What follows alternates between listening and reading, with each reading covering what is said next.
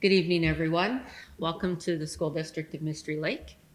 This evening, we are having our public budget presentation for our 2024-2025 school year. My name is Kelly Knott. I'm the Secretary Treasurer here at the School Division and look after the finances. I'd like to start with our Treaty 5 acknowledgement. We acknowledge we are signatories of Treaty 5 and that we reside in the traditional territory of the Nisishawayaseek Cree Nation. The School District of Mystery Lake is located in the community of Thompson in the province of Manitoba. Manitoba is located on the traditional and ancestral lands of the Nihitho, Innu, Denesulin, Métis, Inuit, Anisinu, Anishinaabe, and Dakota Oye nations. The School District of Mystery Lake remains committed to honoring treaties in the spirit of truth and reconciliation. We are all treaty people. Tonight, I encourage your participation. Questions are very much welcomed throughout the presentation, as well as there will be opportunity to ask at the end. Questions from online viewers can be sent to lhenderson@mysterynet.mb.ca. Thank you very much, Paul, for allowing those online to participate this evening as well. Later on, the presentation will be available on our website. Our school district website is mysterynet.mb.ca. Superintendent Henderson will be assisting tonight to help monitor for any questions that may be coming in. For tonight's agenda, we're going to be looking at the provincial funding announcement that has come forward, our district enrollments, the tax effects on our community, as well as planned expenditures and surplus. Our mission and vision, which has been recently visited by the Board of Trustees this past school year, is the School District of Mystery Lake will ignite each learner's potential in a safe and inclusive environment that nurtures, celebrates, and inspires lifelong learning through a diversity of educational experiences. Every student matters, every moment counts, for the learners of today to be the leaders of tomorrow. And our motto continues to be success for all.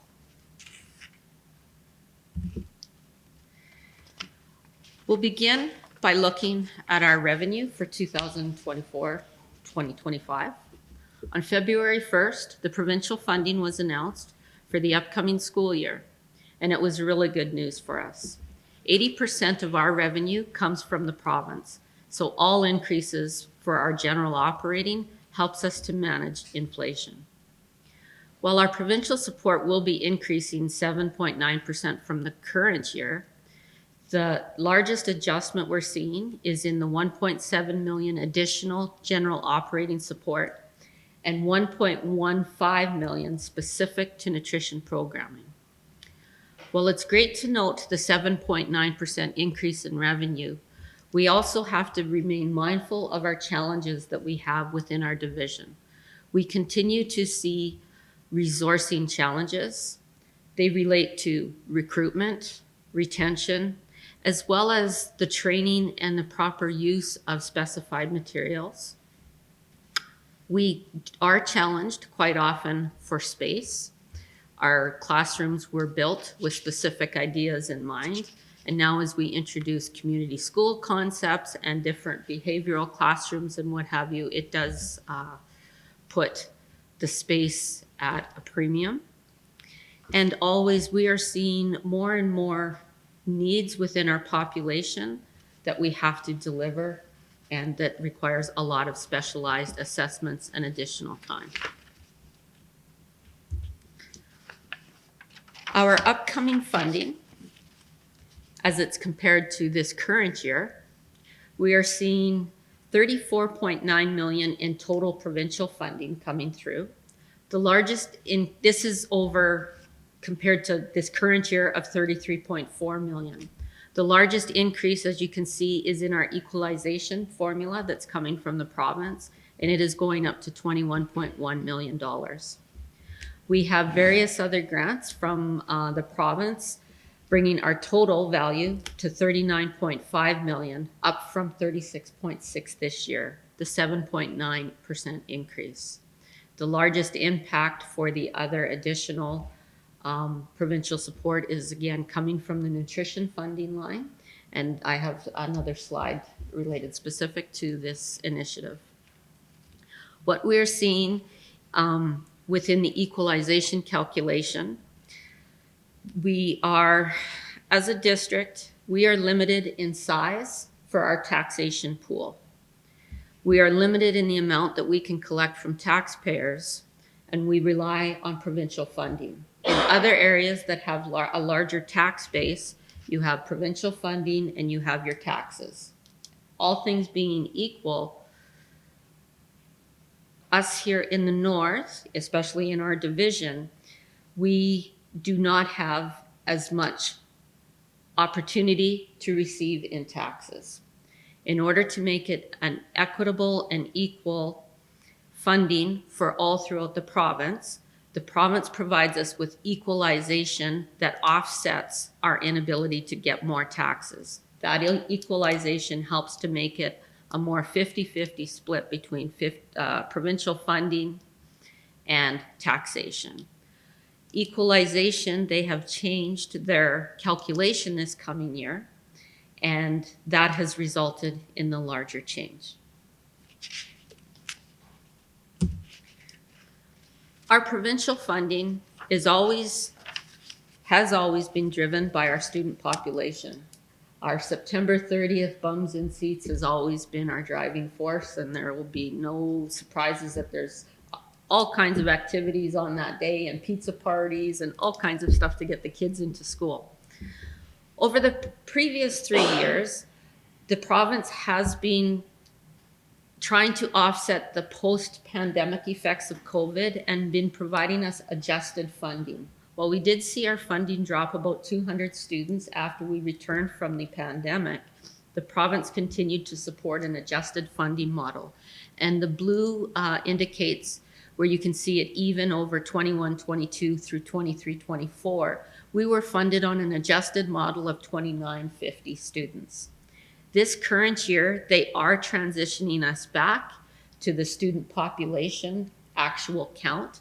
So this year we are being funded on 2,773 students. It will not be on an adjusted value. I believe this transition year is going to be helping us as we adjust into a new funding formula model in the future and getting us back into going through our enrollment accounts. So looking at we have our enrollment population of 2,912 students through the full division. We are actually being funded on 2,773, and that's what we refer to as our eligible enrollment. The province does not fully fund kindergarten students. Kindergartens are funded as a 0.5 student. So I may have 60 students in kindergarten, but we get funding for 30. It's always divided by half. Even if the division provides full-day kindergarten, the province does not recognize that. That's additional money that will come from the division. So we have our overall enrollment of 2,912. That is reduced by our kindergarten, half of our kindergarten population, and our non-supportable and adult students. The non-supportable students that the province doesn't provide funding for, this would be students that are coming in from First Nations that fall under the federal funding structure, and their home communities and the First Nations support directly their education. So while we have seen declining enrollment from our adjusted number, the province has taken into consideration offsetting the enrollment declines. So to help offset it, there has been that a change to equalization for the interim, that we've seen the dollar effects it's up 2.6 million. Additional operating support is up 2.1 million, and additional funds for special needs is 292,000. The equalization factor is the biggest change that's driven the $2.6 million. Equalization, as we referred to earlier, is trying to make tax, property tax and school tax equal throughout the province. When a school division has provincial funds and they have city municipal taxes, the city municipal taxes are referred to as unfunded portion. So if I have my $10 of city tax, that's unfunded. The equalization calculation used to take 66% of the unfunded and give it to us to help bring us our tax more. The big change in the calculation now is that factor has gone up from 66% to 80%.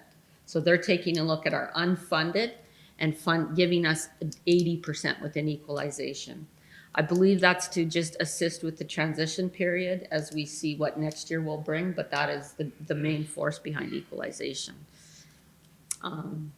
We have to stay tuned. We know changes are coming, but we have not seen the full funding model yet. They have identified that it will be rolled out in 2025. So looking at our local taxes, the difference between the funding that we do receive from the province and the district budget is raised through our special levy. A mill rate is the amount of tax that we are able to raise for each dollar of assessed value of your property. The school district mill rate uses 45% of your property value. So that's where the term portion school assessment comes from. We are doing our school assessment on a portion of your property tax, of your property value. One mill will raise $1 on $1,000 of assessment.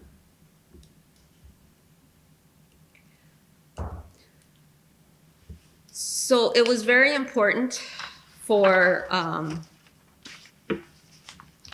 our trustees to ensure that the message going out into the community regarding school taxes and how it relates to the actual city tax invoice that individuals are getting, that the school division taxes have actually been very considerate with all things being looked at, including the rate of inflation. The school divisions this most recent year have been given the ability to increase our special levy or our tax request for this coming school year. Our plan right now does include $9.1 million to come from the City of Thompson taxpayers. That's a 3% increase. Since 2021, that equates to an overall increase of 2.98%. When we look at the rate of inflation since 2021, you can see the bars in red are the rate of inflation. The inflation in 2021, during that funding announcement, the province advised that they did not want us to increase any taxes, and they would offset the increase with an alternative grant called the Property Tax Offset Grant. So we utilized that, and we did not make any increases to our taxes. The next 2 years, our request for taxes, we were not allowed to. School divisions were told that there would be a freeze on school taxes. And in those years, we've seen 3.5% and 7.9% of inflation. This upcoming year, they allowed taxes to be increased at a reasonable rate. Working through our numbers and looking through our funding announcement, we were able to come up with a tax rate that is still below our inflation rate of 3.5%. So we are requesting a 3%. But I think overall this picture, when we see how we are managing inflation, the increases that perhaps we're seeing on tax bills as a community, generally people will direct it to the schools, but I truly do not believe that is where the case is.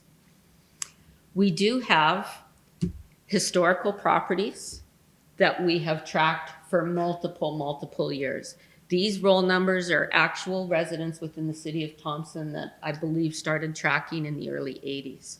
If we look at the school property taxes for these properties from 2019 to 2024, the difference between the properties are quite nominal when we consider overall the rates of inflation that we are dealing with. We have 5 years of inflation.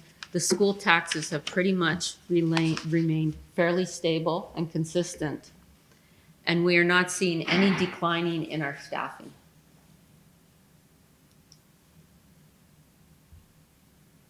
Kelly, do we have questions at the end? Or you can ask now as well. We do have questions at the end. You just said, no decline in staff, is that for next year? Or are you just talking about? In general, we haven't seen declining, but I have another slide coming up shortly, and we are seeing an increase in staffing for next year. Excellent, okay, good, Stay tuned. that's my question. That's good to hear. Okay. So when we talk about 7.9% of an increase being very good news, the largest portion of our pie there in the darkness is our provincial funding, and that is truly what is being increased. Our provincial funding coming from the Department of Education, $34.7 million. We have $6.7 million coming from other departments such as Department of Justice, Department of Families for various initiatives. An example would be the Lighthouse program. So $41.4 million of our revenue, 82% is coming from provincial funding. The school district is the second highest provincially funded school district in the province. Is Frontier the other one? Frontier has very little. Kelsey is the highest. Frontier is mostly federally funded. They have perhaps, I believe it's less than 5% of provincial funding. The other revenue that we see of $772,000, that is, as if you recall, the offset of our non-supportable students. That mostly is our First Nations tuitions that we collect. Property taxation is our city tax request, and it will be $8.2 million or 16% of our revenue. So where we look at our property taxation versus our provincial funding, it's not an equal playing field. The equalization component of our provincial funding is intended to actually increase the portion of property taxation so that it becomes more equal throughout the province.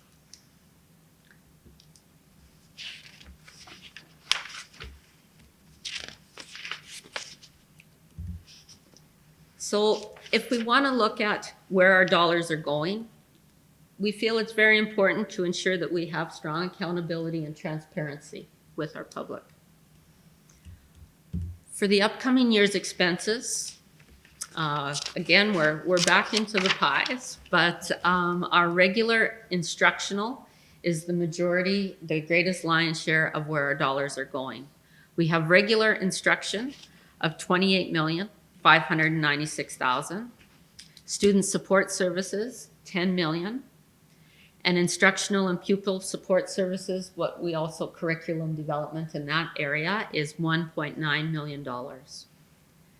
The support side of our budget, the divisional administration, is $2.404 million, or 4% of our budget. Within our region located in the north, we are allowed up to 4.25% of the budget as directed by the province. That's our northern rate, so we are well below that. We have transportation of $499,000. Now, this transportation, we receive approximately $75,000 a year from the province for provincial transportation funding. So this transportation component pretty much comes out of our general taxation levy from the city of Thompson. We have our operations and maintenance budget of $6.29 million, and the fiscal amount as it relates to payroll tax is very nominal at $800,000. So again, the lion's share of our funding is all going into the classrooms. If we want to compare our budget for next year over this coming year. Our salaries are increasing $2.3 million, going to $37.4 million, up from 35. The employee benefits, as associated with salaries, are going up $500,000, up to $5.1 million. Services, we're seeing fairly stable, $4,138,000 versus $4,071,000. Supplies, material, and equipment, we are seeing an increase of $854,000 in that area. We do have some larger contractual arrangements that have some travel components built into them, but we're also seeing large insurance rate increases as well, so that's driving the majority of that. So our supplies, maintenance, and equipment for next year will be $2,595,000. We're seeing a decline in interest in bank charges this coming year. In this current year, we had, as everyone's aware, we have quite a large project ongoing at Artie Parker Collegiate. When we were preparing this current year's budget, it was uncertain how the project, which is funded by the province, how the project was going to flow the funds to us. And we were uncertain if we were going to have to use a line of credit or what have you to fund some of the progress payments. We have a very good system in place for the flow of the capital dollars, so we have not had to utilize any of interest payments to satisfy that debt. And we'll see our payroll tax going up of approximately $52,000 next year, and again, that's directly related to our increases in salaries. Overall, this coming year, we are looking at 439 staff. 439.5 full-time equivalents. That's up from the current year plan of 427. So for the teachers, principals, and clinicians, that's an increase of 5, right? No, that's an increase of 1. 1? Yeah, up. That's one additional position from plan. Okay. There's an additional 10 educational assistants. Okay. And an additional speech language educational assistants as well. That's still good news. Thank you. So we're looking at additions to the budget. There's 1.156 million of nutrition funding. It has been announced by the province, and we have guidelines that this will not replace existing practices and programs. That money is intended to build on existing programs and to use dollars to go towards purchase of equipment, staff, and supplies to expand the programs. We have $490,000 included for alternative programming. Included in that is Youth at Risk for junior high. We are seeing many students in grades 7 and 8 who may not have had as much success. So I believe the intent of this program will be to help assist credit attainment in grade 9 to ensure greater success at the high school level. We also are looking at high school level off-site, and we are looking for additional staffing. Mental health and wellness is a position that the intent is to help develop and oversee the rollout of health-based curriculum. The programming is intended to provide consistency across the schools and coordinate data for the provincial reporting related to all of the mental health and well-being strategies. So that, if I could just ask, Mm-hmm. so that mental health and wellness is a supervisory role to look at what's going on, and are there any additional staff that are associated with that? I believe this will be an existing position that will oversee strategies that are currently in various silos throughout the division. So they will come together to bring an encompassing okay.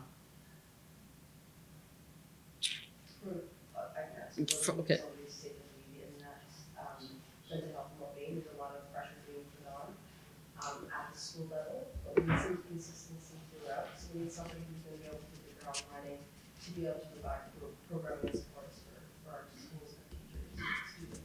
Okay, so what are you talking about there? it'll be something that'll work out of this office, and they'll oversee that, because, there's a lot of, responsibility on providing programming, and I know that all the schools are providing programming, but, we need to be able to support that, and also the province is requiring that we start collecting some data, so that person will also be responsible for that position.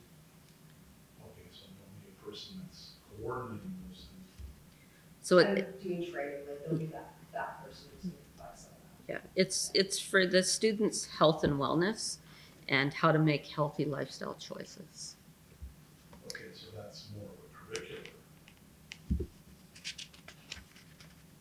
It's more programming for the schools, for students, so, you know, in some of the schools there's sources of strength, in some of the schools there might be, mind share, everybody's doing something, so we want to be able to have somebody come in who can oversee what the district is doing.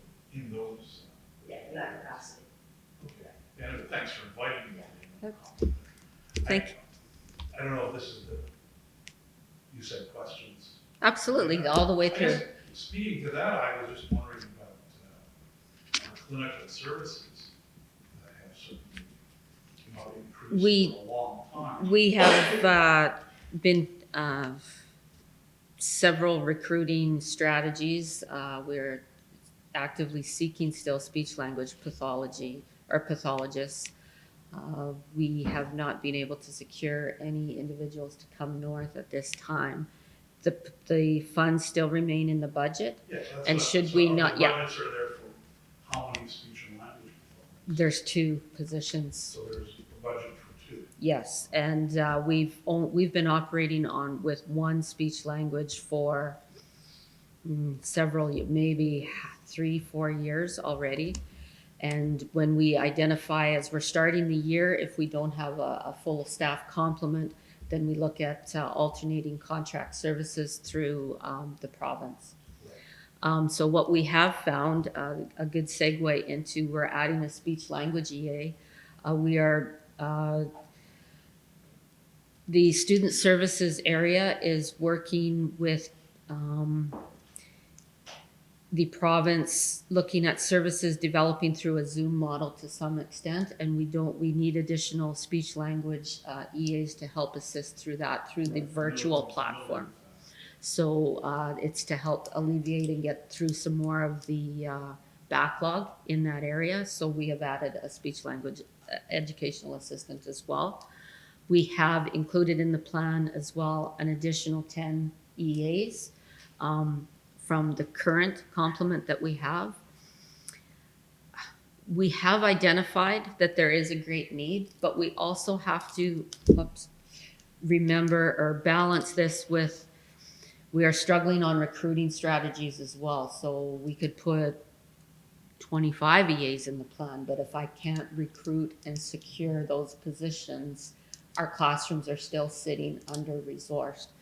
So we are trying to balance what we can, but we do recognize we need more EAs, and ideally when we have a successful recruitment strategy and are able to retain some more, that our numbers will be able to increase, which goes to classroom atmospheres and health and safety issues and student wellness and student success.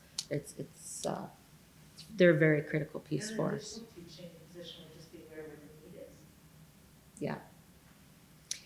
So we have also entrenched in the plan for this coming year our district media position. We have a very hardworking Paul with us at all of our events that's helping get our word out and spread the good news of all the stuff that's going on in our district. So we do have that included in our upcoming budget as well. Which part of the budget is that? That comes into the divisional administration budget. It's in overhead. Follow up to that, we're talking about speech and language performance. Mhm. Attempt to staff those 2 positions, keeping in mind, I've been here on that, we did have 3 at one time, when things changed.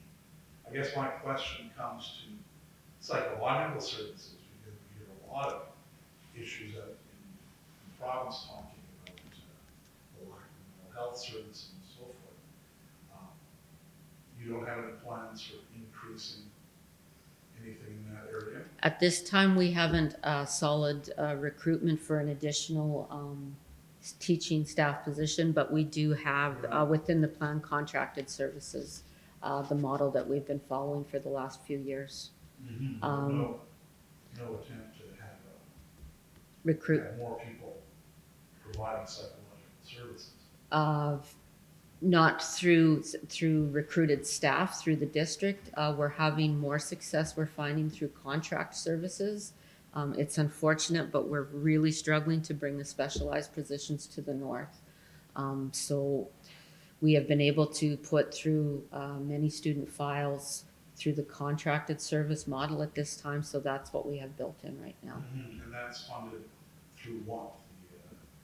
The contracts you give out, how are they funded? Do the special service. Through the student services line And that item. comes, is the province giving you? We don't have any addition. We spend just over $10 million in student services every year for specialized services. Our funding has remained at the same level since 2015. We received $1.94 million in student services special needs funding. Our district puts in an additional $8 million into student services. And to be contrary here, when I first came here, it's a long time now. I basically had 3 psychologists on staff here. Since I've been here, we've had basically anywhere from 0.75 to 0.88. I've advocated for that, not just now, but in the past as well. And we had, even when there weren't shortages to be had, we didn't actually end up with more positions here. I think I see that as a challenge all throughout our community. Burntwood Regional is struggling to bring up a full complement of professionals. Here at the school division as well, we're struggling. We do have our board bringing resolutions forward to the March convention for MSBA to develop some type of provincial strategy for clinicians and attraction and retention. So hopefully we can get some advocacy at a provincial level and get some traction that way to Well, I know help some better of the service. Other districts certainly offered incentives for people to fill clinician positions, which was $20,000 on top for new people coming in to basically. We're unable to bargain outside of our collective agreement Well, I though. don't know how they did that. I saw that in like Flint Laundry Recruitment and some other places. It was a while back. Yeah, no, right now we, all of the bargaining is at the provincial level. It's gone to MTS and MSBA at the provincial bargaining table. Our contracts expired June 30th, 2023, 2022. And we can make no further changes into those agreements. It's at the provincial bargaining level. Well, I'm just saying that they had some incentives to try and recruit people. Yeah, but so for us to add recruitment incentives would be considered bargaining outside the collective agreement. So our hands are tied with that. So with respect to,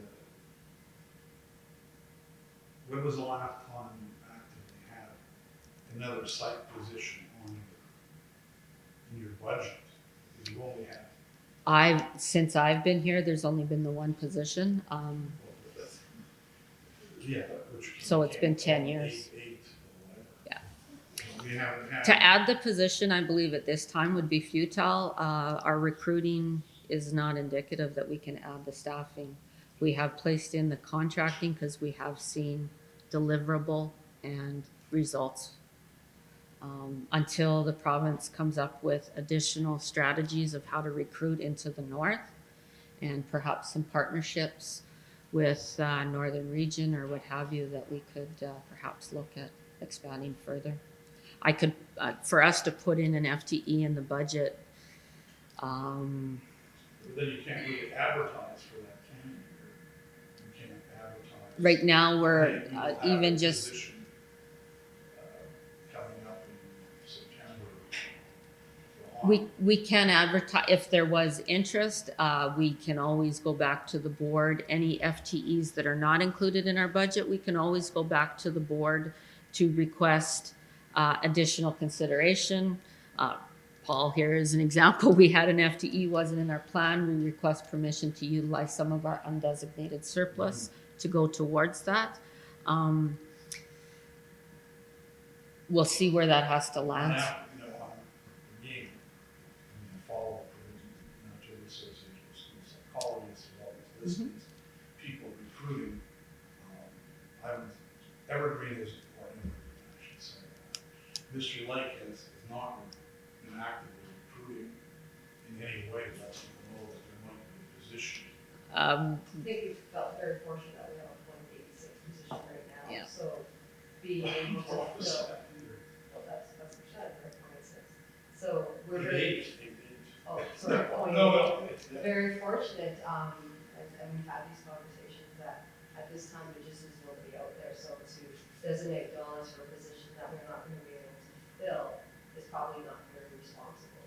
well, there are certainly always graduates kept coming out. I mean, I have always advocated that people at Thompson is not a bad place to come to. You do have to reflect. Absolutely. Other Reach out places into have your recruited for- reach I out know into it's your peer group and let them know, and send your resumes into us, get your names I know, in, and but we'll There approach. has to be a position there to tell someone to see. But if we have interest there, we didn't have a media position, but there was definite interest and opportunity, and we were able to seize that. If you see opportunities like that, bring them forward to superintendent, and we can try to agree on I how to don't move know on that. everybody who might, there's people outside the province who might look at that as being desirable, but everyone has to. There are things that I've been looking at with the provincial government for decades along these lines. Okay, just in the essence of time, can we continue on? I'm sorry, see, you shouldn't have invited me. No, it's very Well, I good mean, dialogue it's and very important to informative, Look at what the possibilities are. for sure. And like I said, make sure the word is out there. I'll send your names forward. You never know what's gonna pop up. So you're basically saying if I run into someone, apply there, there's no position, but send your name? We certainly have room for contract services. Absolutely. Those are contract But it's a services. starting point. Well, it is, but it's a little bit, I mean, from what, you know, obviously. Anyway, Okay. I'm taking up your time. Can I get back to that after if you're done? Perhaps tomorrow, but not this evening, but You're going on. Go on, go on. okay, so moving on to our overall upcoming maintenance schedule for 24-25. We're going to continue with the regular maintenance schedule for all facilities. We do have asphalting planned for Wapanuck, Deerwood, Westwood, and the school board office. At Wapanuck, the asphalting projects will contain the overall loop at the location as well as the basketball courts. Westwood is looking at having their parking lot completed. The Deerwood School has drainage and basketball courts that are being revisited. And we have a sidewalk replacement due to the water line renewal that has occurred in the area. At the school board office, we have our shops and fleet parking where we've had extensive frost heaving, which is interfering with various drainage in our grounds. And the gravel that we're finding, as we know, it deteriorates rapidly, so the asphalting will help eliminate some of that. We have concrete renewal in the plan for Wapanuck as well as Riverside. At Wapanuck, the concrete is related to the upper level parking lot and the curbing that's required for the drop-off loop. The concrete at Riverside relates to the back of the school property, where we're installing retaining curbs to redirect the draining and prevent groundwater penetration into the building. There's a bit of activity, all things going. Hopefully Mother Nature as well will cooperate. We have a lot of asphalting that has been piling up. We have asbestos abatement at Artie Parker Collegiate still going on. Gymnasium, we have the gymnasium roof will be refurbished and refreshed, removing some of the known contained asbestos in there and removing it as following the hazardous waste guidelines. And we have one capital project moving forward funded by the province. In September, the expectation is Artie Parker will be completed in their phase 1 of the expansion. And the second project that the province is working on right now is a structural upgrade to the roof itself of Burntwood Elementary School. That project right now is in an investigation and design phase, and that is expected to be completed in 2024. Once that has been solidified, then we will move into the tender phase in 2025, 2026. So we have an operating fund surplus. Our projected for this coming school year of June 30th is $1,621,550. I've been reporting that number pretty consistently at all the budget meetings. No funds are required to balance the budget at this point this year. So we do have our estimated surplus remaining at $1,621,000. That surplus amount seems like quite a large number for us to be sitting on top of, but we have to be prepared for in-year revenue adjustments that may come from the province. We did receive our in-year funding adjustment this year, but it was quite manageable this year. It was less than $70,000. It is still quite a bit, but we were able to manage it from within. In previous years, some of those in-year adjustments have been anywhere from $700,000 to $1 million. So we have to be prepared to have that reduction. And it's not an invoice that the province will give us that we can pay later on. When they announce that there's a funding adjustment for us, they remove that amount off of our upcoming check. So we don't have some money. They take it right away. So that we need that surplus as our cushion. Our surplus, the $1.6 million is 3.23% for June 30th. We are allowed under provincial guidelines to hold 4%. That would be $2 million. So we still have $400,000 of opportunity. The surplus is an emergency source of funding because we don't know what we don't know, and unplanned events do happen. It helps also to stabilize our taxes. We utilized surplus in the previous years when the province had directed us to zero increase in taxes. We had to use some of our surplus to balance our budgets. This year we were allowed to increase taxes and nominally, so we did not have to utilize any of our surplus. To put 1.6 million again into perspective, that still doesn't cover 2 weeks of our salaries. Our monthly expenditures are just over $4 million. So 1.6 million doesn't get us 2 weeks of operating. So it's pretty tight. So I'd like to thank everyone for their interest and their continued support. Thank you very much for attending. Superintendent Henderson, is there any questions from our audience? Okay. Nicole does. I want to know more about the nutrition funding. Okay. I know that we have a lot more than what a lot of the province is getting. So what role will the role play in the initiative? I'll refer you to Superintendent Henderson. We're just in the middle of developing our provincial paper. So with that, we have to fill in some information about our existing programs. So we sent that in, and the dollars that are coming to us now, we can't supplement the existing programs, so it has to be all new programming. So I've met with the principals this morning, and probably by April we'll start putting our plan in place. There's going to be some schools that are going to have larger nutrition programs, possibly looking at maybe some hot lunches. There's going to be probably some bag lunches, but there's also going to be some spaces that have to be converted to being bigger kitchen spaces. We're looking at our 3 community schools right now because that's where the needs going to be the highest. So Burntwood would be one of them.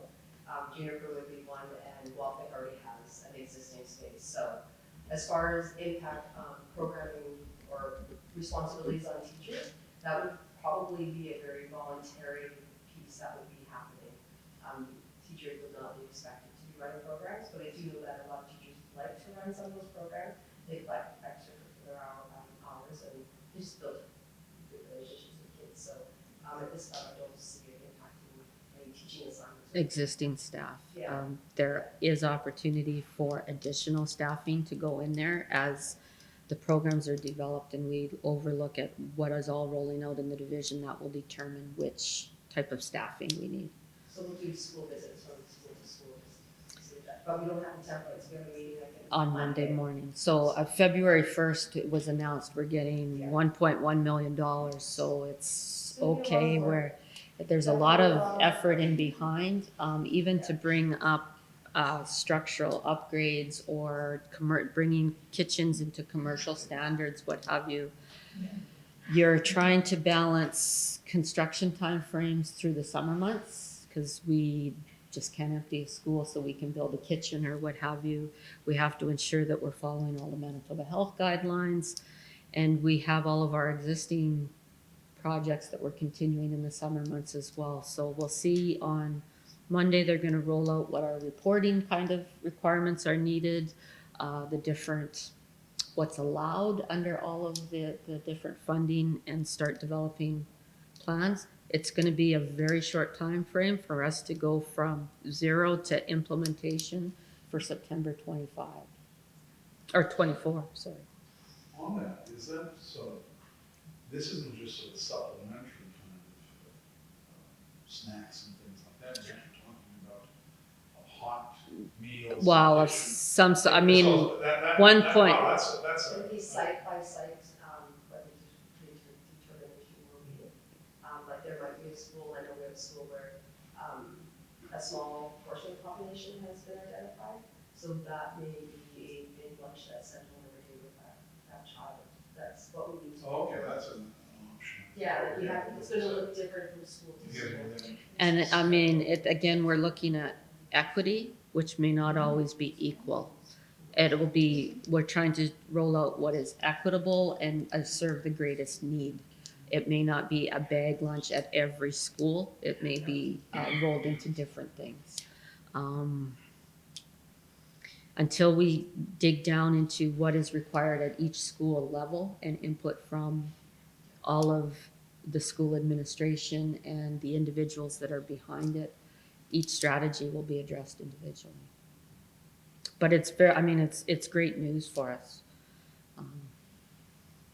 I think it's, food insecurity needs to be addressed. Our students can learn when they're not hungry. And MTS has been advocating to the government for years. We have, as a board, at the board level, been advocating, and most recently, we've sent letters to the federal government advocating that they entrench in their upcoming budget at the federal level funding for nutrition programs as well. So, and again, I think the way this nutrition funding was announced, I think it is perhaps not fully entrenched forever in our funding, but it's part of a transitional that'll get us into our new funding formula moving forward. We have definitely good news. We are getting the support. It's said time and time again, we are our staff.